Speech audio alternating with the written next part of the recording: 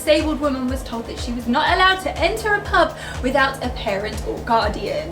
Station staff laugh at disabled women having to crawl up station steps. It's 2024, but disabled people are still an afterthought when it comes to electric vehicle charging points. And finally, the government listened to Scope's call to make playgrounds more accessible and inclusive for disabled children. Hello my wonderful friends, and welcome back to another episode of Disability News. If you are enjoying these, don't forget to subscribe, make sure to give this video a thumbs up, consider sharing it with a friend and giving me a super thanks.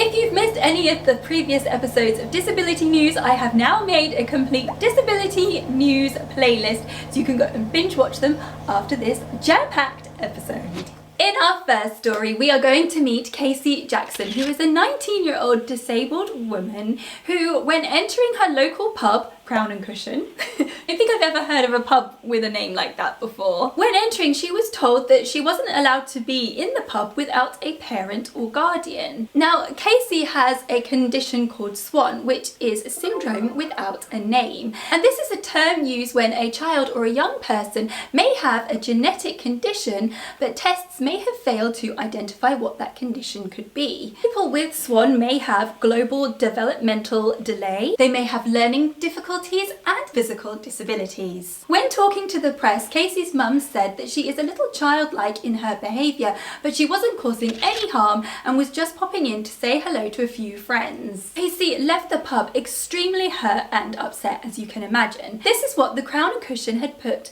on their Facebook page. Just to make you all aware, due to some issues with adolescents and the complaints we are getting across the bar, unfortunately children and a few of you who are aged 18 must be accompanied by a parent or guardian. Those of you over the age of 18 will be informed as they next come in. As harsh as this may sound, please remember, after all, we are a pub, not a creche. When reading that, the language sounds quite basic and not much thought has gone into that. The pub have since taken that down and have clarified that no adult needs to be accompanied. I just feel that this whole situation is incredibly ableist and very stereotypical. Disabled people are often infantilized. I have been infantilized before. I sometimes get spoken to like I'm a child. Quite often people think Daisy and I are friends. I have been ID'd for alcohol in the supermarket only a few years ago. I mean, I was in my late 30s and ironically I was buying alcohol-free beer. When the lady saw my ID, she was very shocked. But sometimes I do wonder if people are just instantly seeing sort of like mobility aids and subconsciously infantilizing us. Some people might argue that I look young for my age. I'm aware that there are some people who think I look like a sea hag, which is totally fine. I don't care about that whatsoever. But do I really look like a minor? Not like a digging minor. Like a small child. I also feel that if Casey did need a parent, guardian or a carer with her, she would have done. And obviously in this moment she wanted to pop in and see her friends and she felt absolutely fine to do so and she didn't need any support. She just wanted to go about her day with autonomy, and I can't imagine how crushing that would have been for her to have been segregated and called out like that in front of people. It's disability discrimination, in my opinion, and I know how upset I have been in the past when I haven't been able to access pubs or clubs with my friends. You're all dolled up, you're going out for the night, you're all excited, you're there to have fun, and then in the blink of an eye you're reminded that you're different and that's just taken away from you and it ruins the whole night and it stays with you. Now some of you may recognize this face. This is Jenny Berry, who has the Instagram page Wheelie Good Life, and she also runs a blog as well and is a disability campaigner. When she was in London on business, she was heading back to her hotel, and once she got to the station, which was pretty empty at that time of night, she found that the lift was out of order. The hotel that she was staying in was literally at the top of the stairs. Jenny couldn't find any members of staff. The station which she had left from did not inform her that the lift was out of order. And I think we've all been there where we have had no choice but to crawl the steps, which is completely inhumane for a grown adult to be climbing steps in public. And in the video, you can see that Jenny is looking a little bit red, a little bit puffed out. It took her 15 minutes to climb these stairs. And when she gets to the top of the stairs, there are station staff that you can see who are laughing at her. Staff did actually appear at the top of the stairs by the time I got there, but also found it hilarious when the lift technician announced that he'd just got the lift working when I'd got to the very top step. He's working now. Are you kidding me? You can actually hear them on this recording laughing when they realise. Confirm the lift now. At least. I should be happy that. I mean, I was heartbroken just watching that video, but I can't imagine how frustrating and upsetting that must have been for Jenny, having spent the whole day out and then just being meters away from your hotel, but having a barrier like that in front of you is just so, I mean, words fail me really, but beyond frustrating. Now, Jenny put this video online, and I have done my own videos like this in the past as well, as you know. These videos are there to educate, to show people how inaccessible the world is, and also to hopefully make change in the future. However, these videos now are just being consumed and overly consumed by trolls, make jokes and have the best line on the internet. My video and Jenny's videos have had millions of views and thousands of hateful comments. When disabled people speak up and they show these things, people get uncomfortable with it and they don't want to see it. They want to make fun of it. They want to put us away in institutions. They don't want us in our society. But remember, disability doesn't discriminate. We are the largest minority in the world, and anyone can join this club at any time. And that is another thing that really frustrates me. A lot of people are saying, boo-hoo, the world isn't accessible for you, grow up and get used to it. Or, why should we change the world for 0.0% of the population? And that is just so far from the truth. In fact, 16% of the world's population has a disability. That's about 1 in 6 of us. And that number only continues to grow. Anyway, let's see what Transport for London said about Jenny. In a statement, Transport for London apologised for the experience Jenny had, and they are looking into the matter to ensure that it doesn't happen again and lifts are more available and fixed as quickly as possible. We've heard it all before.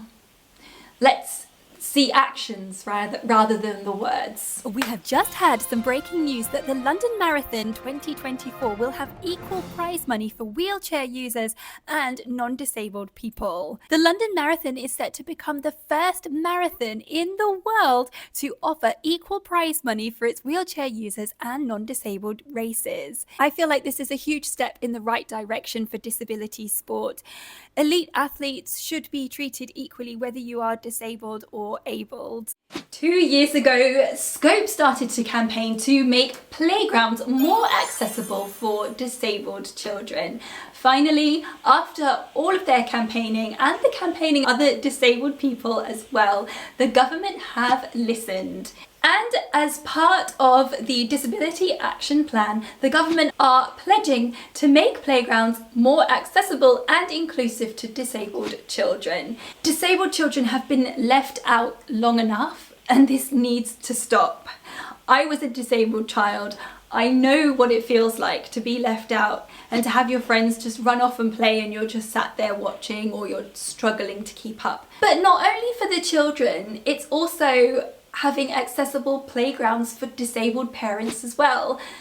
I remember when Daisy was little and we had a playground not far from us that was relatively more accessible.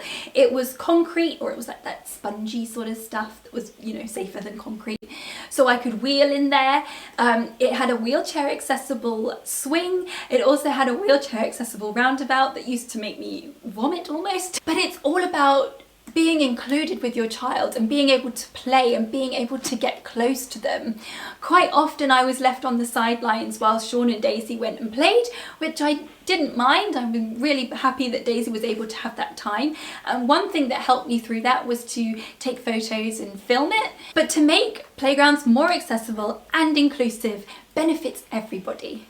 not just children as well, even though I know, yes, it is technically meant for children, but it impacts everybody. EVs, electrical vehicles, are a relatively new thing, and electrical charging points, I guess, are a relatively new thing, right? And you would think, being new and being invented well after the DDA, Disability Discrimination Act, that we wouldn't have to fight to have accessible charging points. Guess what, kids? Here we are! Disability campaigners are calling for the government to do more to make electrical vehicle charging points more accessible. The House of Lords Committee produced a report that said only a small portion of electrical charging points should be accessible. The report says that it's crucial for disabled people to access these charging points, but may not be practical for all points to be accessible, and imposing this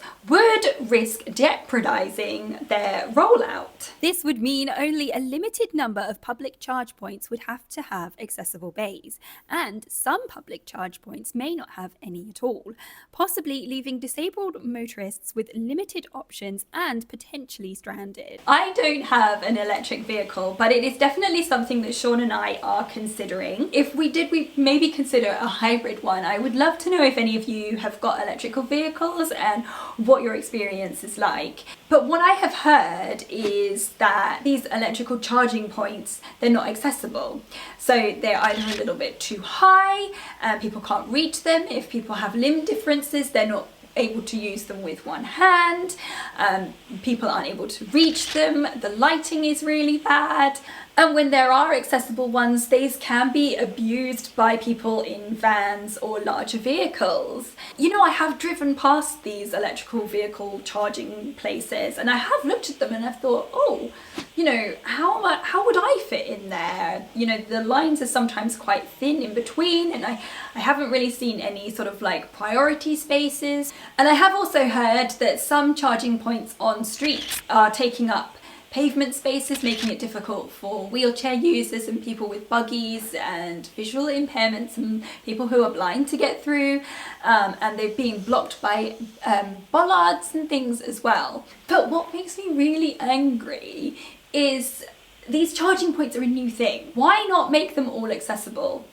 Why not have all of these charging points at a standard height? Why not have them at a standard width? If you make it accessible to everybody, everybody can use them. But yet here we are, where the government are trying to make people be more green, go electric, and we've been forgotten yet again. They don't even want to hear about it because it might jeopardize their rollout. But wheelchair user and ex-auditor Dick Fowler has written to the House of Lords to strengthen their recommendations. Disabled people want to go out, but if we're going to be having these barriers thrown in front of us all the time, it's just making it harder and harder, and we just keep on fighting and fighting and fighting. But I really hope that by raising all of these issues today, we can kind of come together, we can have this discussion, and hopefully we can make a change. Until doing the research for this video, I had no idea about the electrical vehicle charging points, and in the future I can potentially see myself as having an electrical vehicle, and I'm gonna want to be able to charge it when I'm filming around the UK. Do let me know if you've had any experiences with electrical vehicles. So, my wonderful friends, I hope that you have found this video useful and informative. Make sure to give this video a thumbs up, share it with a friend, and if you enjoyed this video, I think you will enjoy this video. Thank you so much for watching, and I look forward to seeing you in my next video. Bye!